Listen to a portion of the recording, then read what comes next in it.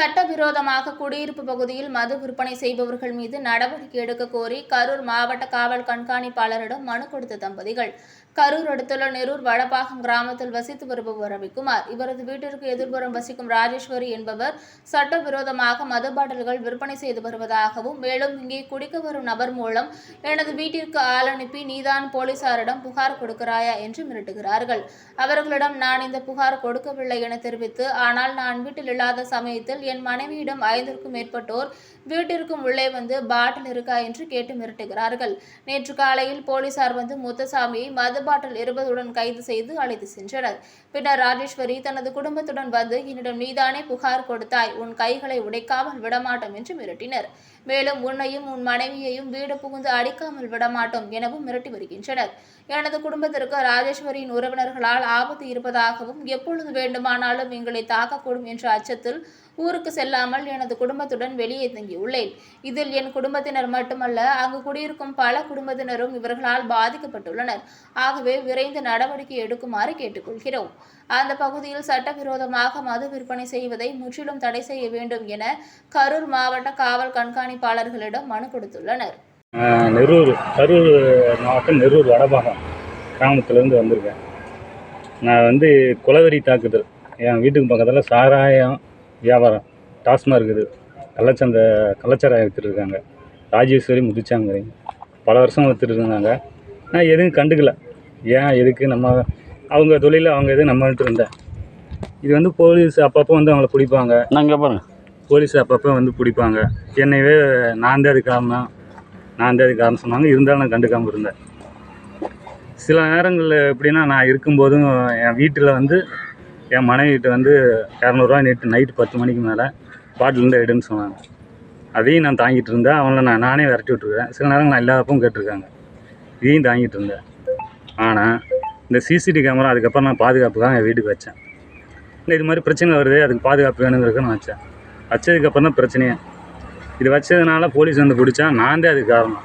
நான் தான் போலீஸ்கிட்ட சொல்கிறேன், நான் தான் அனுப்புகிறேன்னு சொல்லிவிட்டு பல டைம் எனக்கு பிரச்சனை. அவனை கை வைக்காமல் விடுறதுன்னு இதை சொல்லிட்டு இருந்தாங்க. நான் அதுக்கு இது பண்ணல. ஒரு 2 பசங்களே என் வீட்டுக்கு அனுப்பிச்சுட்டு இவங்க தான் சொன்னாங்க கேளுன்னு அங்கே சாராயங்குடிக்கு வந்த பசங்களே என்னை கேட்டாங்க.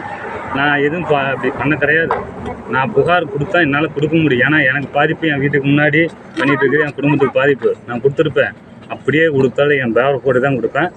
அப்படி தவறாக கொடுக்க மாட்டேன். நான் கொடுக்கலன்னு சொன்னேன். இது போன மாதமும் இது நடந்தது. போலீஸ் பிடிச்சிட்டு போனாங்க. அப்புறம் விட்டாங்க. நேற்று நடந்தது. எங்கள் ஊரில் திருவிழா நடந்துட்டு இருக்குது. தற்சமயம் திருவிழாவில் நான் தீர்த்தம் எடுக்க போயிட்டு வந்துட்டுருக்கேன்.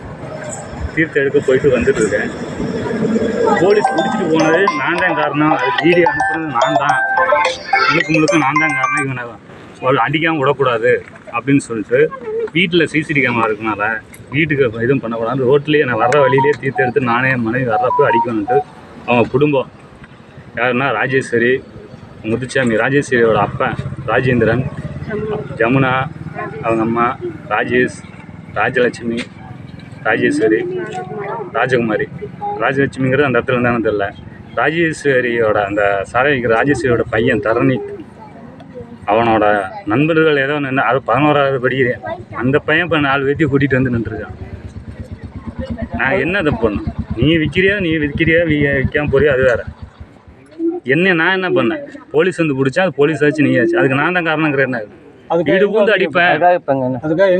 இப்போ ஆக்சுவலாக காவல் ஆய்வாளர்கிட்ட எனக்கு உயிர் எப்போ என்ன இருக்குது. ஏன்னா சாரை விற்க வரவங்கள்ட்ட கூட ஒரு வேகத்தில் சொல்லி மாவட்ட காவல் கண்காணிப்பாளரை பார்க்க வந்திருக்கிறேன். நான் எஸ்பி ஆஃபீஸுக்கு. என் உயிர் பாதுகாப்பு இல்லை, என் குடும்பத்துக்கு பாதுகாப்பு இல்லை. அந்த தெருவே பாதுகாப்பு இல்லாமல் தான் இருக்கிறோம். நிறைய பேர் இருக்காங்க, பயத்தில் இருக்காங்க. வெளியே சொல்ல முடியாமல். உங்கள் ஏரியா ஸ்டேஷனுக்கு போனீங்களா? எங்கள் ஏரியா ஸ்டேஷன் வாங்கல் போய் நேற்று நான் பிரச்சனை நீ அடிப்பாங்க தெரிஞ்சோன்னா வாங்கல் ஸ்டேஷனுக்கு போனேன். அங்கே கொடுத்தேன். ஸ்டேஷனில் மரியாதை அங்கேருந்து எந்த தவறாக எதுவும் இல்லை. வாங்கினாங்க. வாங்கிட்டு அவங்க கூப்பிட்டாங்க. இதுக்கு அந்த எஸ்ஐ அவருக்கு ஃபோன் பண்ணி கூப்பிட்டாரு. ராஜேஸ்வரியை கூப்பிட்டாரு. நான் இதுக்கு வரணும் அப்படின்னு ஒரு மாதிரி பேசணும். நான் விசாரணைக்கு கூப்பிட்டா நீ ஆகணும் அவர் சொன்னதுக்கப்புறம் தான் அது வந்தது. ஆனால் அவங்க ஃபேமிலி யாரும் வரலை. அடிக்கிறதுக்கு எல்லாம் நிற்கிறாங்க. ஆனால் வர்றதுக்கு மட்டும் இவங்க மட்டும்தான் வருவாங்க. எனக்கு எந்த பாதுகாப்பும் எப்போ என்ன நடக்குன்னு எனக்கு தெரியாது. இந்த பகுதியில் இது என்னால் எப்படி சொல்கிறேன்னு தெரியல. இதுக்கு மேலே என்னால் எப்படி சொல்லணும்னு தெரியல. அவங்க ஏதாவது இப்போ கட்சியில் இருக்காங்களா? அவங்க கட்சியில் இருக்கிறாங்களா எந்த இதுன்னு எனக்கு தெரியலைங்க. எவ்வளோ நாளாக வித்துட்டு இருக்காங்க அங்கே? அது ஒரு 3-4 வருஷத்துக்கு மேலே இருக்கும். 4 வருஷத்துக்கு மேலே இருக்கும். 4-5 வருஷம். அதான் சொல்கிறேன், பல வருஷம் விற்றுருக்காங்க. எதிர்த்தாப்புல தான் நான் இது வரைக்கும் புகார் கொடுக்கணும். அப்போயே நான் கொடுத்துருக்க முடியும். என்னை வந்து நான் தான் சிசிடி கேமரா வச்சதுனால, சிசிடி கேமராங்கிறது கிழக்கு பார்த்து மேற்கு பார்த்து தான் இருக்குது. அவங்க வீடு தெற்க, அதுக்கு சம்மந்தம் கிடையாது. யாரோ எடுத்து வீடியோ எடுத்து மொபைல் வீடியோ எடுத்து அனுப்பிச்சு கம்ப்ளைண்ட் கொடுத்ததுக்கு நான் தான் காரணம் அப்படின்னா, இங்கேருந்து 1/2 கிலோமீட்டரு கேமரா மொபைல் கேமரா எடுக்க முடியுமா? அது அவங்க வீட்டுக்கு. இது எதுக்கு என்னைய வன்மத்தில் பண்ணோம்? இந்த கொலவெறி தாக்குதல், உயிர் பாதுகாப்பு எனக்கு வேணும்னு தான் நான் ஐயாட்ட வந்திருக்கேன். அந்த பகுதியில் வந்து சாராயம் இல்லாமல் பண்ணணும். முழுக்க ரொம்ப நாளாக இது இருந்துட்டு இருக்குது. கரூர் மாவட்டம் நெரூர்லேருந்து வந்திருக்கோம். ஏன்னா என்ன ஒரு இதுனா, டாஸ்மாக் எங்கள் ஏரியாவில் கொஞ்சம் அதிகமாக இருக்குது. நடுராத்திரிலையெல்லாம் வந்து என்கிட்ட காசை கொடுத்து ஒரு 10-11 மணி இருக்கும், வந்து காசை கொடுத்து ஃபோட்டோ எடுத்துகிட்டு வாங்குறாங்க. எங்களால் ஒன்றுமே பண்ண முடியல. எல்லாம் சின்ன குழந்தைங்கள வச்சுருக்கோம். ஒரு சின்ன பொண்ணு பையன், அவங்கள வச்சுட்டு நாங்கள் நைட்டில் என்ன பண்ண முடியும்? எங்கள் வீட்டுக்காரர் அன்றைக்கி இருக்காங்காட்டி போச்சு. இல்லைன்னா எங்களுக்கு அந்த இடத்துல பாதுகாப்பே இல்லாமல் போயிடும். ஒன்றும் இல்லை. இப்போ சின்னவங்கலேருந்து பெரியவங்க வரைக்கும் அங்கே பாதிக்கப்பட்டிருக்கோம். இப்போ கர்ப்பமான ஒரு பொண்ணு கூட வந்து அங்கே நிற்கிறாங்க. ஏன்னா அந்தளவுக்கு நாங்கள்லாம் ரொம்ப பாதிக்கப்பட்டிருக்கோம். நைட்லலாம் வந்து அடிப்பேன், உதைப்பேன், உன்னை உயிரோடவே விடமாட்டேன் அப்படின்னு சொல்லிட்டு என்னையும் எங்கள் கணவரையும் சுற்றி இருக்க எல்லாத்தையுமே ரொம்ப மிரட்டி ரொம்ப டார்ச்சர் பண்ணுறாங்க. எங்கள் உயிருக்கு உத்தரவாதம் கிடையாது. ரொம்ப அப்படியே மோசமான ஒரு நிலைமையில இருக்கும். என் பேர் வந்து அவங்க பேர் கௌசல். ஆப்போசிட் பார்ட்டி வந்து ராஜேஸ்வரி முத்துசாமி அப்படிங்கிறவங்க. அந்த ராஜேஸ்வரியோட ஃபேமிலி ஃபுல்லாமே ரொம்ப அடாவடியில் ரொம்ப எல்லாத்தையும் கொலை மிரட்டல் விடுத்துட்டு இருக்காங்க. அவங்கக்கிட்ட இருந்து எங்களுக்கு பாதுகாப்பு வேணும். இந்த அரசாங்கம் வந்து எங்களுக்கு தக்க நடவடிக்கை எடுத்து எங்கள் உயிருக்கும் பாதுகாப்பு தரணும். இனிமேல் அங்கே டாஸ்மாக்குங்கிறதே இல்லாமல் ஒன்று பண்ணணும். அதுக்காக நாங்கள் எஸ்பி ஆஃபீஸ் வந்திருக்கோம். தயவு செஞ்சு இதோட இதுக்கு ஒரு முற்றுப்புள்ளி வைக்குமாறு எல்லாத்தையும் கேட்டுக்கிறோம்.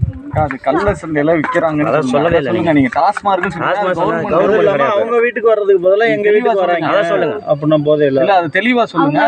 உங்க பேரை சொல்லுங்க. அவங்க முத்துசாமி ராஜேஸ்வரிங்கிறவங்க சந்து கடைன்னு சொல்லுவாங்க இல்லையா, அந்த பாட்டில் வாங்கிட்டு வந்து தனிப்பட்ட முறையில் அவங்க வச்சு விற்கிறாங்க. இதனால் அந்த பகுதி மக்களுக்கு ரொம்ப சிரமமாக இருக்குது.